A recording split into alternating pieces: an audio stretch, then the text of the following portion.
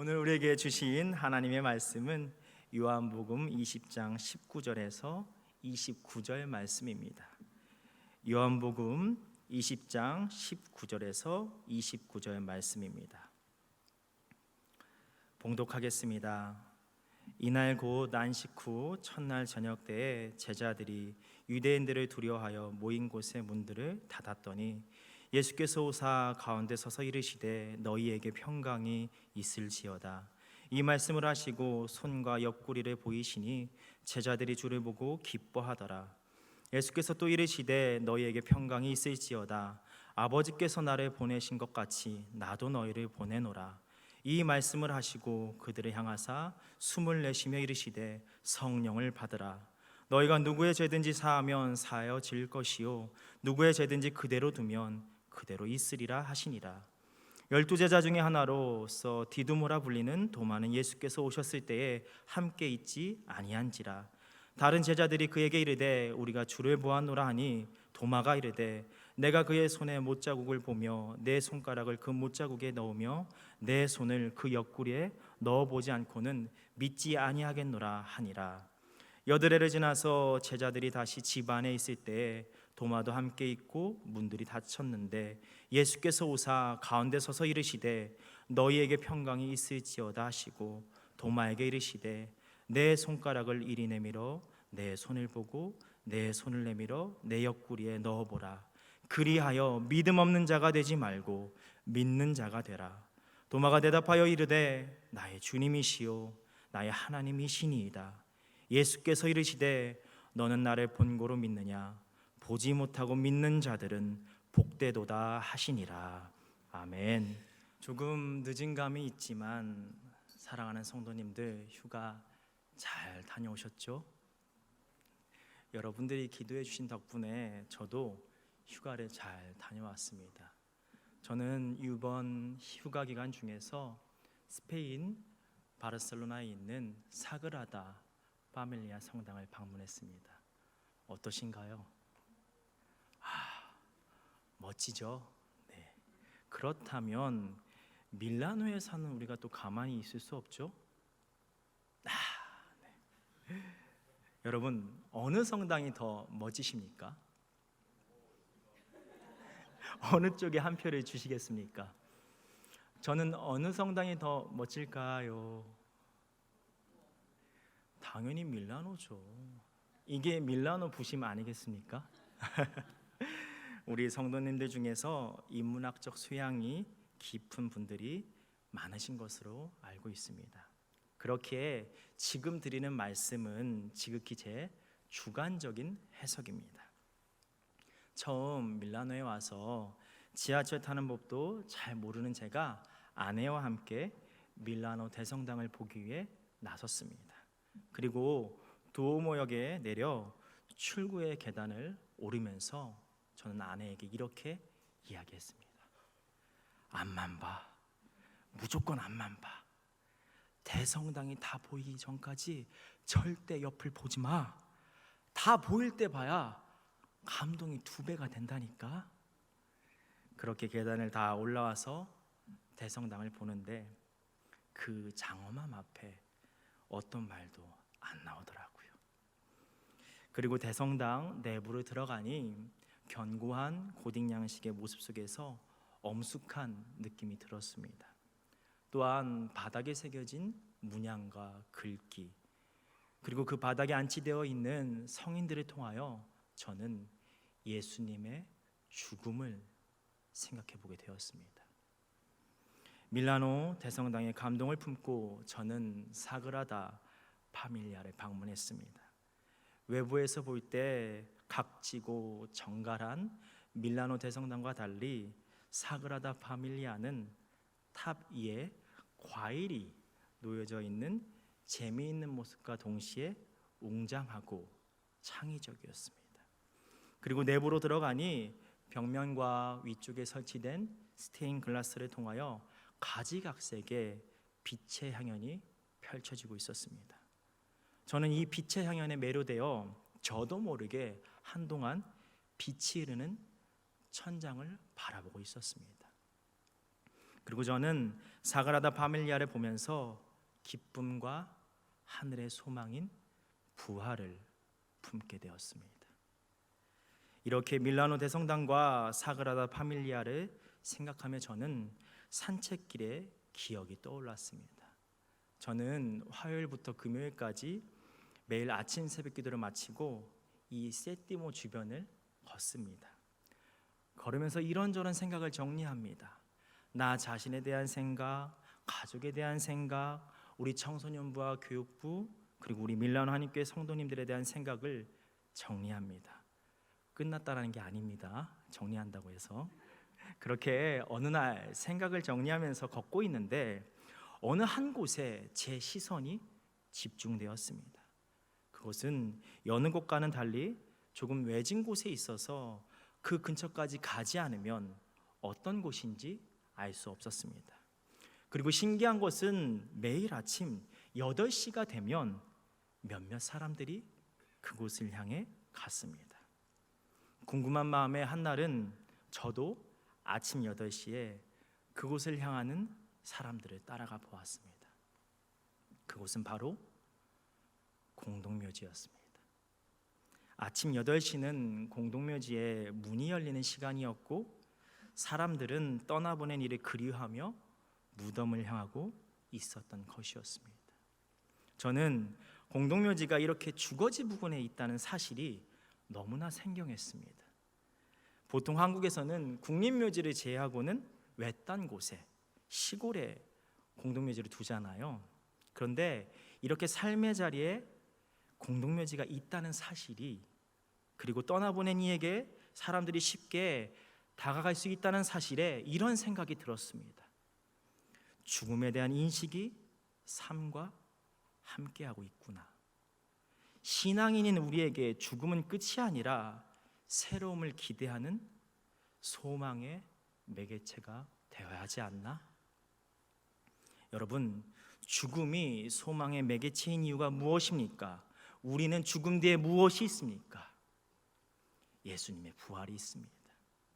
우리는 부활의 소망이 있는 자들입니다. 오늘 여러분과 이 부활에 대해서 나눠보고 싶습니다.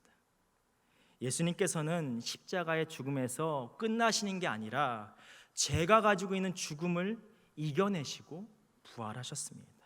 죄 가운데서 승리하십니다. 예수님은 우리에게 이렇게 말씀하십니다. 나를 믿는 자는 나와 같이 죽음 이후에 영원한 생명이 있을 것이다.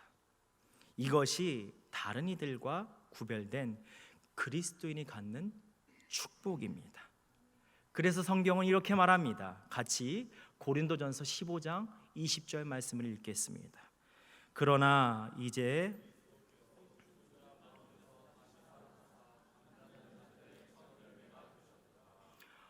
오직 예수님만이 잠자는 자들의 첫 열매가 되셨습니다. 그리고 그 예수님을 믿는 우리도 그 예수님을 따라 두 번째 열매, 세 번째 열매, 네 번째 열매, 그렇게 부활할 것이라고 말씀하고 계십니다. 그럼에도 불구하고 우리에게 부활은 너무나 낯설고 먼 이야기라는 생각이 들기도 합니다. 왜 그럴까요? 경험해보지 않았기 때문입니다.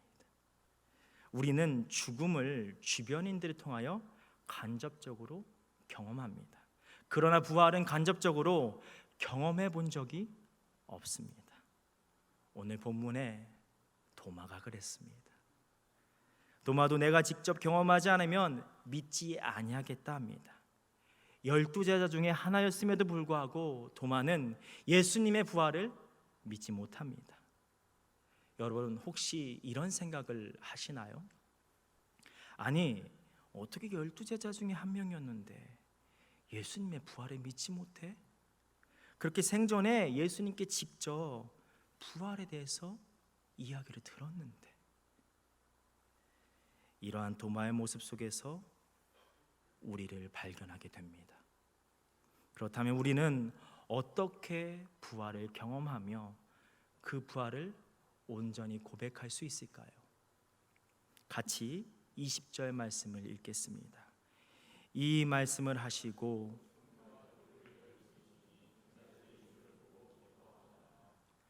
손과 옆구리를 보이시니.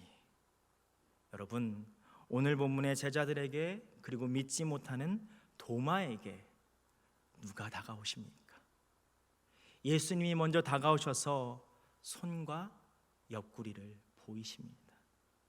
부활을 경험하는 첫 번째 방법, 다가오시는 주님께 다가가는 우리입니다. 예수님께서 부활에 대해서 이야기하셨음에도 불구하고 제자들과 도마에게는 예수님의 부활에 대한 경험이 없었으며 그로 인해 부활에 대한 믿음이 확고하지 않았습니다. 이런 제자들과 도마에게 예수님께서 다가오십니다. 이처럼 주님은 주님을 필요로 하는 이에게 다가오시는 분이십니다.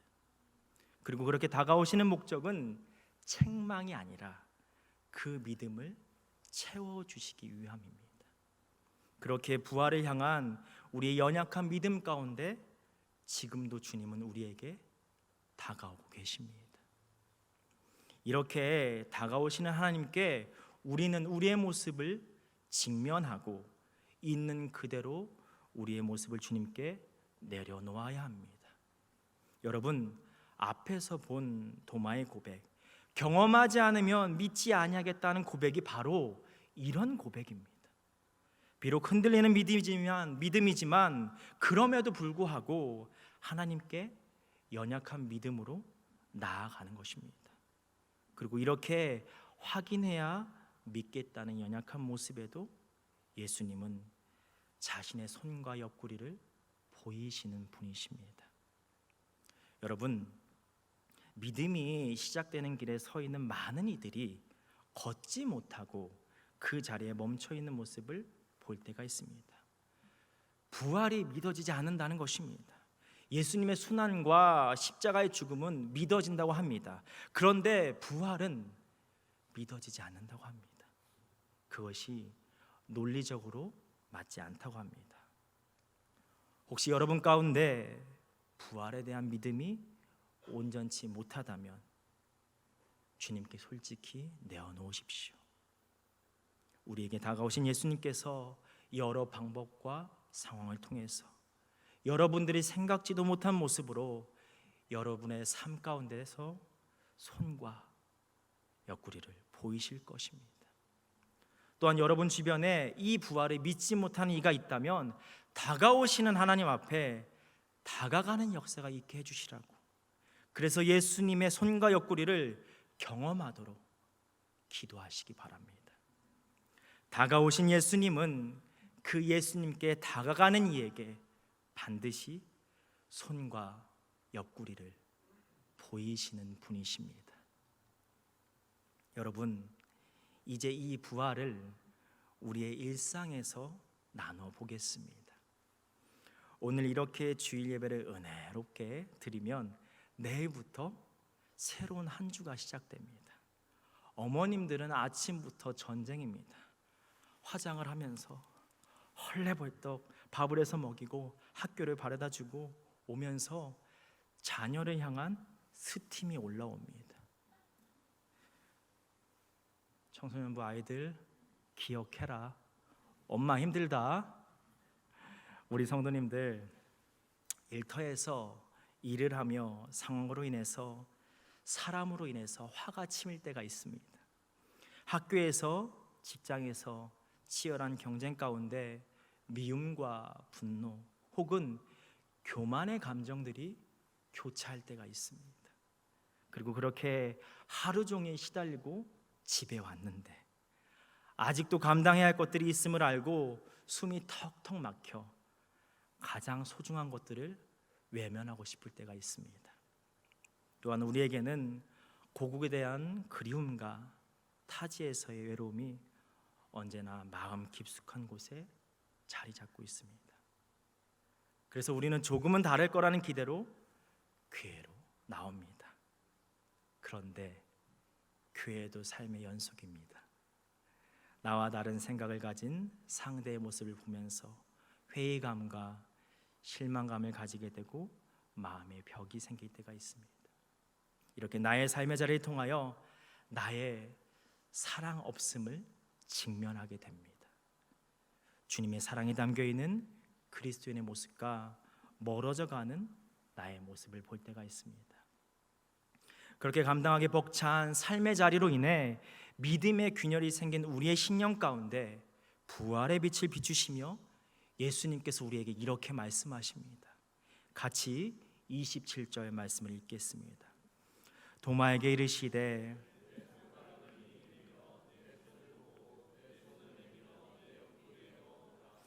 그리하여 믿음 없는 자가, 다시 한번 기억했으면 좋겠습니다. 내 손을 만져보고 내 옆구리를 만져서 믿음 없는 자가 되지 말고 믿는 자가 되라. 부활한 나를 경험하며 온전한 믿음의 길로 나아가는 것입니다. 부활의 경험이 온전한 그리스도인을 만든다는 것입니다. 그렇다면 우리는 부활을 어떻게 경험할 수 있을까요? 부활을 경험하는 두 번째 방법, 부활의 삶으로 살아가는 것입니다. 같이 여러분들이 잘 아시는 말씀 갈라디아서 2장 20절 말씀을 읽겠습니다. 내가 그리스도와 함께 십자가에 못 박혔나니 그런즉 이제는 내가 사는 것이 아니요 오직 내 안에 계속해서 사시는 것이라. 이제 내가 육체 가운데 사는 것은 나를 사랑하사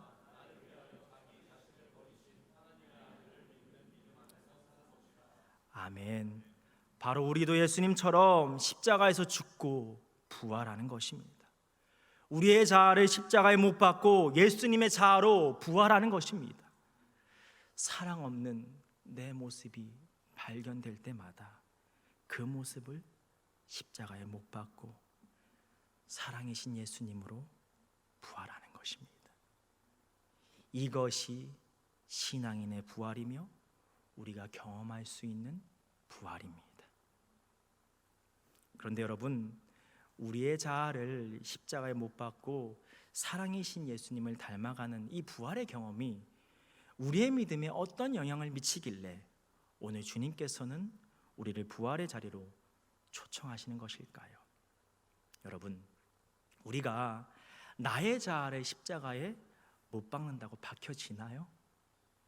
그리고 그 예수님의 자아로 부활하겠다고 하면 부활이 되어지나요? 불쑥불쑥 올라오는 내 감정을 추스린다고 온전히 추스려지나요? 사랑할 수 없는 이를 사랑하겠노라고 고백하면 사랑이 되어지나요? 솔직히 말하면 참으로 어려운 일입니다. 다시 말해 우리 스스로 우리를 십자가에 죽고 부활시킬 수 없다는 것입니다. 그래서 오늘 부활하신 예수님께서 우리에게 이렇게 말씀하십니다. 같이 22절 말씀을 읽겠습니다.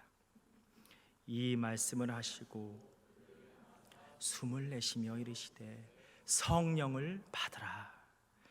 부활을 경험하는 두 번째 플러스 성령님과 함께 부활의 삶을 살아가는 것입니다. 성령님의 도움을 구하며 나의 자아를 십자가에 못 박는 것입니다. 우리는 성령님에 대해서 오해하는 경향이 있습니다. 치유나 병고침 혹은 방언과 같은 은사에 성령님을 국한시키곤 합니다. 그런데 성령님의 주된 사역은 예수 그리스도를 믿게 하시며 그 예수 그리스도를 닮게 하시는 것입니다. 왜냐하면 성령님은 진리의 영이시기 때문입니다. 학교나 일터에서 감정이 상해 힘든 마음이 생길 때, 사랑하는 가족들에게 지쳐갈 때 우리는 어떻게 해야 할까요? 기도해야 하는 것입니다. 그런데 그냥 기도하는 것이 아니라 성령님의 도우심을 구하며 기도하는 것입니다. 성령 하나님, 사랑 없는 나의 모습에 주님의 사랑을 부어 주옵소서. 성령 하나님, 못된 나의 자아를 십자가에 못 박게 하여 주시고 완전하신 예수님의 자아로 부활하게 하옵소서. 우리는 이 기도 가운데 성령님의 도우심으로 그리스도인이 되어갑니다. 그리고 그렇게 성령님의 도우심 가운데 변화되어 가는 나의 모습을 통하여 우리는 깨닫게 됩니다. 아, 주님은 나와 함께 하시며 나를 도우고 계신 분이시구나. 성령님의 도움을 구하며 원수같이 미워했던 이를 위해 기도하는 나의 모습을 보며 우리는 깨닫게 됩니다. 아, 나와 함께 하시는 주님이 나의 삶 가운데서 지금 일하고 계시는구나.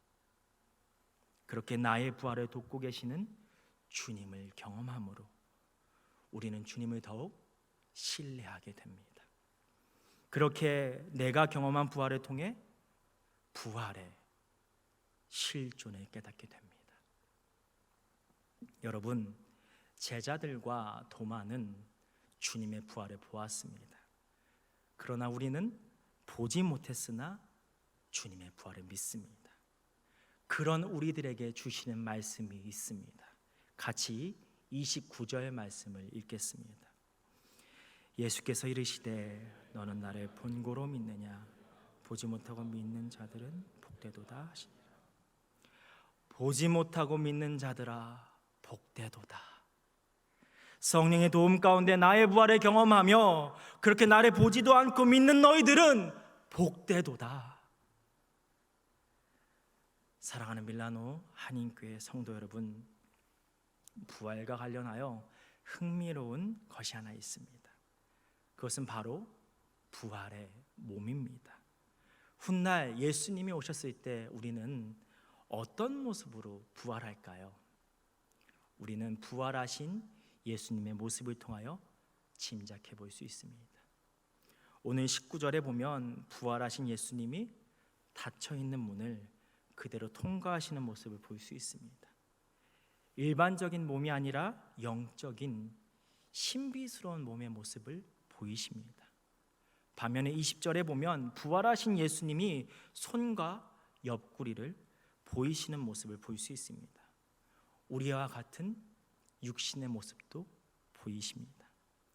즉 부활의 몸은 명확히 어떠한 것이다 라고 할 수 없지만 분명한 것은 부활의 몸은 부활 전과는 다른 몸이라는 것입니다. 그렇게 우리의 삶 가운데서의 부활도 마찬가지입니다. 이전과 다른 모습으로 변화해야 합니다. 김현덕이 가지고 있는 온전치 못한 모습을 십자가에 못 박고 이전과 다른 김현덕의 모습으로 부활해야 합니다. 그리고 우리는 날마다, 아니 어쩌면 순간순간 부활해야 합니다. 바로 성령님의 도우심 가운데 예수님의 죽음과 부활을 우리 삶 가운데 가까이 두시기 바랍니다. 그리고 부활을 바라보며 나아가시기 바랍니다. 그렇게 여러분의 삶 가운데 부활이 충만하길 축원합니다. 이러한 눈먼 자는 주님 앞에서 다음과 같이 고백합니다. 나의 주님이시요 나의 하나님이시니이다. 기도하겠습니다.